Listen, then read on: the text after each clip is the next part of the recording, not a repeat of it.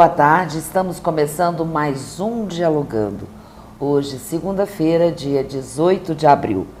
E nós convidamos para participar do nosso programa o Monsenhor João Carlos.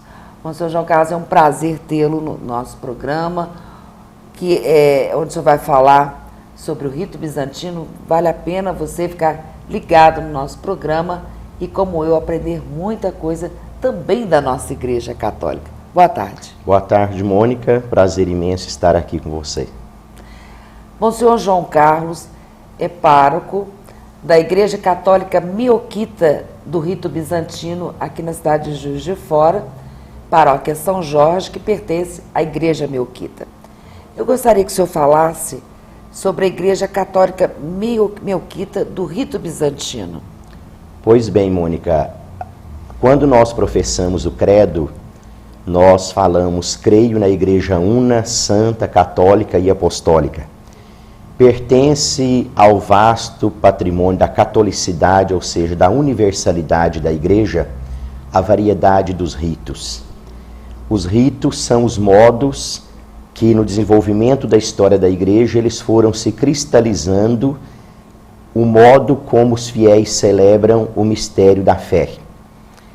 Nós, na Igreja Católica e Apostólica, unidas ao Papa, ao Bispo de Roma, ele que é o fundamento visível da unidade da Igreja, nós temos esta variedade de ritos. A Igreja, por natureza, ela é universal, ela é católica. E ela, então, abriga no seu seio de mãe, como nossa mãe, na verdade, na fé, esta variedade de costumes, de modos, embora diversos, mas com o conteúdo e a missão de anunciar o mesmo Evangelho, anunciar a mesma fé. Portanto, nós temos, então, ao longo da história da Igreja, o surgimento de vários ritos, como hoje estão estabelecidos em toda a Igreja, como o rito romano, que especificamente aqui no Brasil, por ter sido colonizado por uma nação maciçamente de rito romano, Portugal, ele foi introduzido aqui de modo maciço. Depois, com o advento e a vinda de algumas minorias de outros países, de outras regiões que pertencem à catolicidade da Igreja, eles trouxeram consigo esses costumes, esses modos próprios de celebrações. De modo que nós temos hoje na Igreja Católica o rito romano, o nosso rito bizantino, que numericamente em todo o mundo é o mais seguido depois do rito romano. Temos o rito armênio. Há que se dizer que a Armênia foi a primeira nação oficialmente cristã do mundo. Nós temos o rito copta para os cristãos do Egito, o rito siríaco para uma pequena porção dos cristãos da antiga Assíria, o antigo Império Babilônico. Nós temos o rito malankar para os cristãos da Índia, que foram evangelizados, por segundo a tradição, por São Tomé, e também os nossos irmãos indianos desenvolveram um rito próprio no seio da catolicidade. E depois, mais recentemente, na história da Igreja, nós temos o rito maronita, que surgiu numa região específica do Líbano, sob o auspício de uma comunidade monástica governada por um monge, o grande santo São Marom. Monsenhor João Carlos, eu gostaria que o senhor falasse da Igreja Católica Mioquita em Juiz de Fora. Por que especificamente o rito bizantino está presente em Juiz de Fora? Juiz de Fora recebeu a imigração de uma presença muito forte de sírios. E uma particularidade, a comunidade síria presente em Juiz de Fora veio especificamente da cidade síria de Yabrud. E os sírios cristãos, católicos de modo geral, são de rito bizantino. Então, vindo para o Brasil, eles também trouxeram o seu modo próprio de expressar a sua fé, de expressar a sua catolicidade. Eu queria agora que o senhor falasse um pouco, narrasse para nós. Nós vamos colocar algumas imagens que nós gravamos na Igreja Mioquita, numa missa, numa celebração das gargantas, a bênção das gargantas. Vou pedir agora para a nossa técnica, para a nossa produção, nós colocarmos as imagens, onde o senhor vai narrar, falar um pouco. Nós temos, então, estas imagens que aconteceram na celebração do dia 2 de fevereiro, na festa da apresentação do Menino Jesus no templo.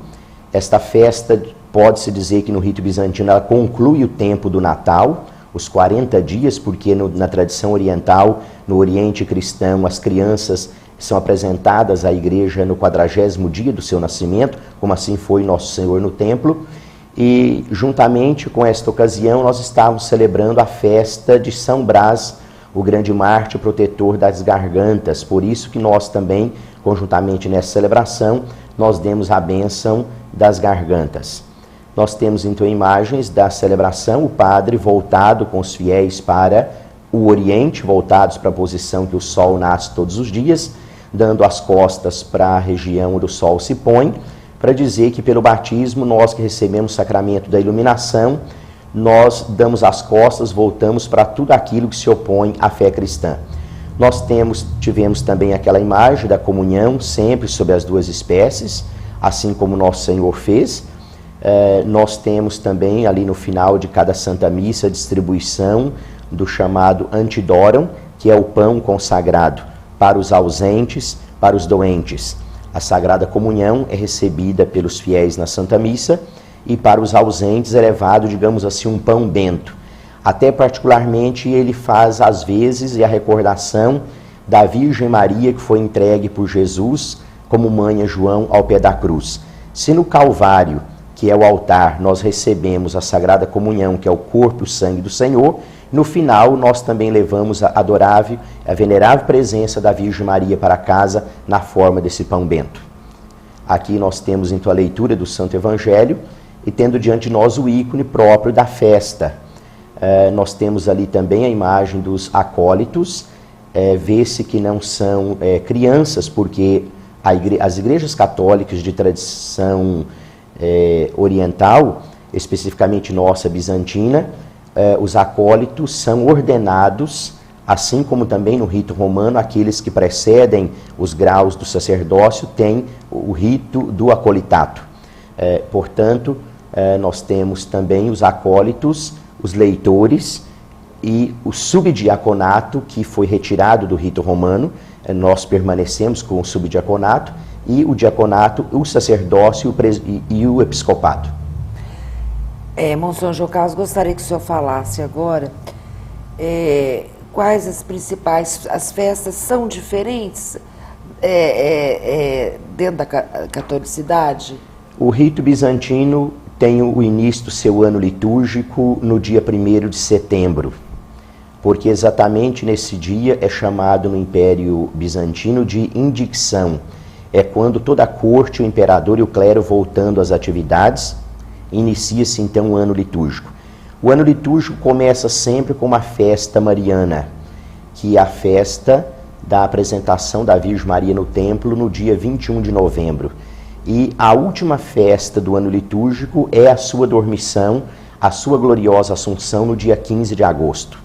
Então nós temos a partir daí a festa da apresentação da Virgem Maria no templo, que de certo modo já nos introduz no mistério do Natal, a grande festa da Natividade segundo a carne do nosso Deus Salvador Jesus Cristo. Depois nós temos em seguida a sua Teofania, que no Oriente cristão é celebrada no dia 6 de janeiro, que é a festa do batismo do Senhor. Há também que se lembrar que os nossos irmãos, também de rito bizantino, mas não católicos orientais, celebram o Natal no dia 6 de janeiro. Depois nós temos, 40 dias depois do Natal, a festa da apresentação do Senhor no templo. Depois nós temos a festa da Anunciação da Virgem Maria no dia 25 de março, que nós chamamos de a festa do início da nossa redenção. Depois nós temos a Páscoa, que é precedida pelos 40 dias da Grande Quaresma, que em cada domingo nós trabalhamos uma dinâmica própria desse tempo. Como, por exemplo, o primeiro domingo do tempo da Grande Quaresma é o domingo da bênção das imagens, a bênção dos santos ícones. Porque se o tempo da Grande Quaresma é um tempo de restauração é um tempo de renovação, devemos nos perguntar então a quanto anda em nós esta imagem, a semelhança de Deus plasmada em nós pelo batismo. Até porque no primeiro domingo da Grande Quaresma, do ano de 818, foi proclamado a vitória da Igreja sobre a heresia iconoclasta, cessando aquele período de perseguição, naquela querela que só o Oriente Cristão conheceu, relativa à confecção e à veneração das imagens sagradas. No segundo domingo da Grande Quaresma, nós colocamos diante dos fiéis uma variedade de relíquias dos santos, porque a partir do nosso corpo, templo do Espírito Santo, nós devemos então nos perguntar no tempo da Grande Quaresma, que é um tempo de restauração, como nós estamos exalando essa presença divina no ambiente onde nós habitamos, com quem nós encontramos, as coisas e o ambiente à nossa volta. E no terceiro domingo da Grande Quaresma é o domingo que está exatamente no meio do tempo pascal, ou melhor, do tempo quaresmal. Assim como no meio do deserto quaresmal, dos 40 anos que o povo hebreu passou entre a terra prometida e o Egito, Moisés levantou a serpente de bronze, prefigurando Jesus levantado na cruz. Assim, de modo que então, neste domingo, nós colocamos a cruz em destaque na igreja, lembrando que a cruz não é para nós um simples objeto. A cruz para o cristão é o estilo, é o modo como nós seguimos fielmente a Jesus. Até porque esta foi a única, digamos assim, condição que nosso Senhor colocou quando disse: quem quer me seguir e renuncia a si mesmo, pega a sua cruz de cada dia e vem e segue-me.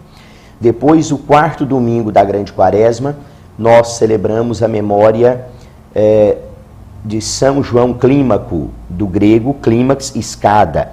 E este monge foi apelidado João Escada porque ele deu aos cristãos uma escada cujos degraus ajudam-nos na meditação, ao intensificar a prática da oração exigida, por assim dizer, nesse tempo que vai finalizar a Quaresma, como que arrochando ali o nosso trabalho, nossa dinâmica espiritual, no exercício da oração, da escuta da palavra de Deus, para celebrar os mistérios pascais. E depois, no quinto domingo da Grande Quaresma, nós celebramos a memória de Santa Maria Egípcia, que é uma jovem penitente egípcia que vai para Israel e ela se converte e se torna um modelo de arrependimento e conversão. Então, é a semana que nós choramos os nossos pecados, que nós reforçamos o sacramento da confissão. E depois, então, vem a grande Semana Santa, que começa com o sábado, que antecede o domingo de Ramos, que é o chamado Sábado de Lázaro. Uma vez que nosso Senhor, 6 dias antes da sua ressurreição, ele dá uma prova dessa possibilidade quando ele se deteve em Betânia e ressuscitou Lázaro dentre os mortos. Até hoje, os cristãos bizantinos, eles vão à pequena localidade de Betânia, colhem-se os ramos que no domingo vão ser usados na procissão em Jerusalém. E depois nós temos o grande domingo da Páscoa, o sábado santo, domingo da Páscoa, e uma sequência no tempo pascal. O primeiro domingo é o domingo chamado Novo, ou domingo de São Tomé. Depois nós temos o domingo do cego, da cura do cego, que o clarão da luz da ressurreição abre-nos a compreensão do mistério da fé e nos liberta de toda a cegueira espiritual. Depois nós temos, e há que se dizer que o rito bizantino católico é o único rito da Igreja Católica que faz uma menção especial às mulheres que foram ao túmulo de Jesus na manhã do domingo, levando aromas, perfumes, para embalsamar o seu corpo. Então, nesse dia, nossa comunidade faz uma menção em homenagem a todas as mulheres que trabalham na comunidade, aquelas que oferecem o perfume do seu tempo, da catequese, do seu dízimo, da sua oração, do seu trabalho, da sua participação, para conservar o corpo de Cristo, cuja expressão é a igreja e a comunidade paroquial. Depois nós celebramos o domingo, como ontem, o terceiro domingo da Grande Quaresma, como a cura do paralítico. Porque os discípulos de Emaús, quando receberam a visita do nosso Senhor e reconheceram na fração do pão, eles correram de volta para anunciar que o Senhor havia ressuscitado. Então nós devemos nos perguntar nesse domingo da cura do paralítico, quais e como nós podemos libertar das paralisias espirituais que hoje nos impede de uma autêntica evangelização, de correr ao encontro desse trabalho evangelizador. e daí por diante, até chegar à grande festa de Pentecostes. Então, durante todo o tempo pascal, nós cumprimentamos, seja num e-mail, seja numa carta, seja no telefone, seja na rua, seja na igreja, no nosso abraço da paz, digamos assim, na igreja, na liturgia, com a seguinte expressão: Cristo ressuscitou. O cumprimentado responde: verdadeiramente ressuscitou. Entre nós, na comunidade árabe, nós cumprimentamos assim: Al-Masih Hakan. O cumprimentado responde: Hakankan. Em grego, nós diríamos assim: Christos Anestes. O cumprimentado vai dizer: Alitos Anestes. E daí nós temos a sequência das festas, como a exaltação da Santa Cruz, dia 14 de setembro, a transfiguração do Senhor, a dormição da Virgem Maria. Nós temos a festa a festa dos Santos Apóstolos, que também é um jejum de 12 dias que antecede a festa da dormição da Virgem Maria. E depois nós vamos até o tempo do Natal outra vez, que é um tempo também de jejum e penitência, como o tempo da Grande Quaresma. Bom, senhor João Carlos, eu gostaria que o senhor falasse agora, o senhor falou das festas, falou também a característica dos tempos litúrgicos. Eu gostaria que o senhor falasse São Jorge, agora no próximo sábado, dia 23, é a celebração. Queria que o senhor falasse primeiro sobre o sincretismo religioso que existe sobre a imagem de São Jorge. Bem, Mônica, antes de entrarmos na questão particular do sincretismo, que é uma questão particularmente brasileira, não é de toda a Igreja Católica, nós temos que falar então um pouco sobre a pessoa de São Jorge. São Jorge foi um jovem militar que nasceu ali por volta do século III, na região do Império Romano, chamada de Bitínia, que hoje compreende a atual Turquia, numa região específica desta região do antigo Império Romano, a região da Capadócia, que há pouco eu a visitei, e é uma região muito bonita, a região do nosso padroeiro, e numa antiga língua fenícia, Capadócia significa a terra dos belos cavalos. E realmente eu pude verificar muitos aras com cavalos realmente maravilhosos, muito bonitos. Bom, São Jorge, ele nasceu nesta região e entrou para as fileiras do Império Romano como soldado. E aqui há que se lembrar que até o século IV não havia crime mais execrável no Império Romano do que um cidadão se tornar cristão. Se para o cidadão comum já era um problema, imagine para um sujeito de ordem pública, um militar. Porque no Império Romano não apenas os cidadãos tinham que prestar um culto às divindades imperiais, como o próprio imperador estava na conta de uma divindade. Portanto, você professar uma outra fé que não fosse aquela do Império Romano, atentava em pessoa o imperador. Tanto que entrou para o direito até aquela expressão, crime de lesa majestade. Mesmo que o sujeito morasse no mais longínquo rincão do império, mas se ele mudasse a sua fé, é como se ele tivesse afetado e atacado em pessoa o imperador. E São Jorge, sendo militar, nós temos que também lembrar que os militares eram encarregados de conduzir os cristãos a abjurarem a sua fé, a renegar a fé cristã. Muitos soldados eram encarregados da missão de prender os cristãos, de levar ao julgamento, de infligir a eles duras penas e às vezes executar essas penas, que na maioria das vezes eram a própria degolação, era o próprio flagelo, era lançando as feras, como aqueles espetáculos no famoso Coliseu, tanto de Lyon como de Roma, que é o mais conhecido e tal. E muitos desses soldados, vendo até na cidade a fé, a retidão, a firmeza dos cristãos, eles mesmos se deixavam se contaminar pela fé cristã. De modo que, no caso específico de São Jorge, nós temos o grande São Teodório, que é um outro nome que eu carrego, que também militar, mártir, amigo de São Jorge, mas que esse também influenciou o grande São Jorge. E esse São Teodório é celebrado um dia anterior ao dia de São Jorge, dia 22 de abril. Como também outros militares santos, que são mais conhecidos entre nós, como São Demétrio, Santo Expedito, o próprio São Sebastião, seus cunhados, enfim e tal. E São Jorge, então, ele é um jovem que tem uma carreira, um futuro promissor pela frente, e ele então é convidado a renegar a sua fé, sob a condição de que ele seria alçado a um posto de grande importância. Mas ele havia feito a sua escolha, que é da sua fé, da sua opção por Jesus Cristo. E aí, ele não renegando, ele foi levado às diversas fases de torturas e até que ele foi então degolado. São Jorge é um santo muito querido desde os primórdios da Igreja Católica, em todo o Império, aliás, em toda a Igreja do Oriente. Quando eu falo Igreja do Oriente, estou falando das fontes da nossa Igreja una, santa, católica, apostólica. E o seu túmulo hoje está na cidade de Lod, que está em território israelense. É uma cidade, o seu túmulo está numa igreja não católica, numa igreja ortodoxa, grega, muitíssimo visitada e tal. São Jorge hoje ele é padroeiro de mais de 100 países. Padroeiro da Inglaterra, da Alemanha, da Geórgia, da Rússia e de Portugal. Eu estive recentemente, há 15 dias, em Portugal, visitando o famoso Castelo de São Jorge. E então São Jorge é padroeiro de Portugal. E por essa razão que a família imperial portuguesa vindo para o Brasil trouxe a grande devoção a São Jorge, especificamente na sede do Império Rio de Janeiro, onde São Jorge é tão festejado, tão querido, tão visitado.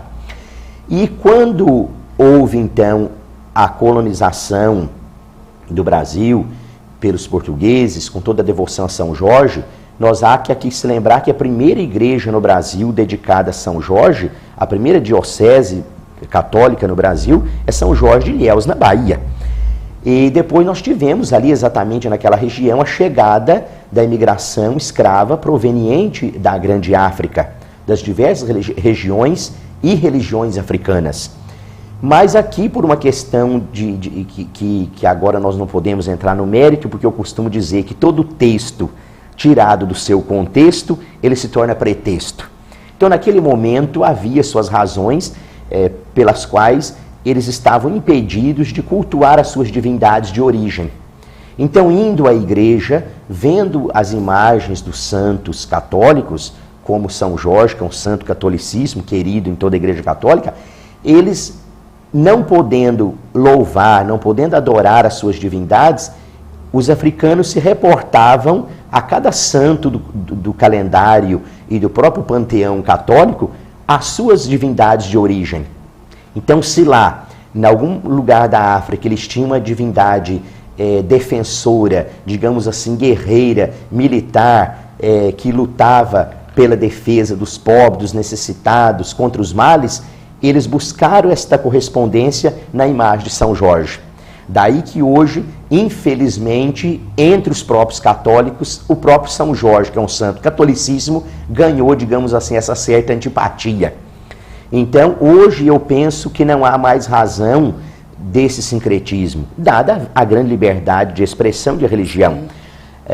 Num dado momento, no meu tempo de estudo, ainda em São Paulo, eu conversando com um pai de santo que frequentava a nossa comunidade, nós tínhamos reuniões de estudos, de encontros, e eu disse a ele, olha, eu acho que seria muito bom, seria muito criativo que os nossos irmãos do candomblé, eles criassem uma representação própria do seu Ogum, que não haveria mais necessidade de ter uma imagem de São Jorge com aquelas características que são próprias dentro da Igreja Católica nos seus terreiros, dado a liberdade de expressão. Então, por isso, houve um momento até que o Papa Paulo VI, me parece que em 1972 ou 75, fez uma reformulação do calendário litúrgico da Igreja. Porque nós temos uma série de canonizações ao longo dos séculos, ao longo dos anos. Então, cada santo, digamos assim, eles vão respondendo às necessidades de intercessão, ou histórica, ou de devoção de cada região, de cada tempo, de cada povo. E aí houve aquela história de que São Jorge foi cassado, que São Jorge deixou de ser um santo. Isso foi uma grande inverdade, uma desinformação. São Jorge consta lá no calendário católico, tem uma missa votiva para ele no missal romano, tem lá a sua oração, seu dia próprio. Acontece, porém, que nessa reformulação outros santos foram aglomerados nesse mesmo dia 23 de abril, e de modo que, de certo modo, São Jorge, digamos assim, perdeu um certo destaque na ordem do calendário, mas não a sua importância, a sua existência, a sua história e a sua própria devoção como filho e um grande santo da igreja. Bom, nós vamos agora acompanhar imagens da celebração de São Jorge do ano passado, porque você vai fazer um convite, que agora sábado, no próximo sábado, dia 23, são as celebrações de São Jorge. Bom, mas vamos conferir nas imagens que nós temos registradas. Eu vou pedir para a nossa técnica colocar, e a gente pode verificar que a igreja está lotada, são vários fiéis que acompanham e vão, celebram. Nós temos imagens da festa do nosso padroeiro, uma celebração que aconteceu durante o dia do padroeiro. Como bem, este ano também nós vamos ter 4 celebrações ao longo do dia, iniciando às 8 horas da manhã, sendo celebrada pelo nosso arcebispo Dom Gil Antônio Moreira. Às 10 horas da manhã, nosso vigário forâneo, o padre Zuca, estará celebrando a Santa Missa. Às 15 horas será o padre Cássio, da Igreja do Bom Pastor. E às 19 horas eu estarei concluindo essa festividade, então, no nosso próprio rito bizantino, a nossa Divina Liturgia. E lembrar também que toda a paróquia, os voluntários trabalham, fazem um trabalho voluntário, onde vocês colocam, hoje não há mais aquelas barraquinhas externas, né, dentro da própria igreja, que é feita o encontro, né, de todos os fiéis no sábado à noite. Exatamente ao longo de todo o dia, enquanto vão se desenvolvendo as celebrações, nós temos no salão de festa da igreja um serviço de bar, bebidas, salgados, doces. Nós não temos mais duas coisas que caracterizou um certo período da festa de São Jorge, de modo geral, as festas das paróquias, que eram as barracas externas e, sobretudo, a venda de bebida alcoólica. Achamos por bem que seria uma contradição a gente pregar o evangelho contra os vícios e ganhar uma renda para a igreja, ainda que seja para a manutenção da igreja, em cima de bebidas alcoólicas e coisa do gênero. Depois nós também temos a questão de que hoje as igrejas estão envolvidas por grandes centros urbanos de residências, o próprio trânsito, então é um complicador você ter que fechar ruas, estender este barulho até certas horas e até certos dias. Até porque também em muitas comunidades, diferentemente de umas para as outras, nós particularmente não temos assim o know-how de um grande número de pessoas envolvidas trabalhando nas nossas festividades. Então isso seria muito dispendioso, seria muito cansativo, e eu penso que um dia só, no dia do seu padroeiro, está de bom tamanho. Bom, Monsenhor, eu gostei muito que o senhor viesse, da sua participação. Gostaria de convidá-lo para que o senhor voltasse mais vezes para falar para nós um pouco mais sobre o rito bizantino católico, dentro da nossa igreja, para que as pessoas conheçam melhor. E gostaria que o senhor convidasse também as pessoas que estão nos assistindo para que fossem acompanhar, fossem assistir as missas que são celebradas pelo senhor. Nós podemos dizer que todo fiel cristão católico, não por uma questão apenas de curiosidade ou de devoção, mas quase que uma necessidade que a própria igreja impõe. Lembramos as palavras de São João Paulo II, que disse que uma igreja que não sabe de onde veio, não sabe para onde caminhar. E Juiz de Fora tem esse privilégio de ter uma igreja católica das raízes, das origens, de onde nasceu a Virgem Maria, o próprio Jesus, os apóstolos, os grandes santos da nossa fé católica, apostólica, nessa dimensão do Oriente cristão. Então, conhecer a nossa igreja católica de tradição bizantina, a nossa paróquia de São Jorge, Juiz de Fora, é se abeirar às fontes, é beber nas origens. O querido Papa Bento XVI, ele no início do seu pontificado, ele visitou um departamento da Cúria Romana que cuida das igrejas orientais católicas e ele disse, todo cristão católico ele tem por obrigação conhecer este vasto patrimônio que pertence à Igreja Indivisa de Cristo, que não se manifesta apenas por um costume, por um rito, por uma tradição, mas como que esta maravilhosa coxa de retalhos, que na sua conjuntura forma este belo mosaico, que é o próprio corpo de Cristo.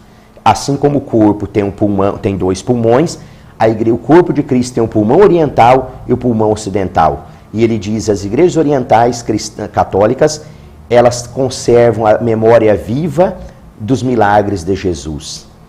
O fogo inextinguível de Pentecostes, e são testemunhas do clarão da ressurreição do Senhor. Então todos estão convidados a participar da nossa Santa Missa, nós chamamos de Divina Liturgia, porque numa expressão muito antiga, como você mesma, Mônica, já participou das nossas missas, sim, não sabemos se é o céu que desce ou a terra que sobe, nós sabemos que Deus está ali. Todo domingo às 9 horas da manhã, às 19 horas e no sábado às 19 horas. Na quarta-feira às 8 horas da manhã. Em toda quarta-feira nós damos início a uma adoração a Jesus sacramentado, ao Santíssimo Sacramento, com a grande bênção às 15 horas. Monsenhor João Carlos, muito obrigada pela sua participação. É um prazer tê-lo em nossos estúdios. E você que está nos assistindo, mais uma vez, obrigada pela sua audiência. Mande seu e-mail através do nosso endereço, avozcatólica de Juiz de Fora, @hotmail.com. Participe, mande sugestões, nós estamos aqui prontos a poder responder à medida do possível, à medida que vocês enviem. E mais uma vez, obrigada pela audiência. E agora eu vou deixar as palavras finais, a bênção final, para o Monsenhor João Carlos.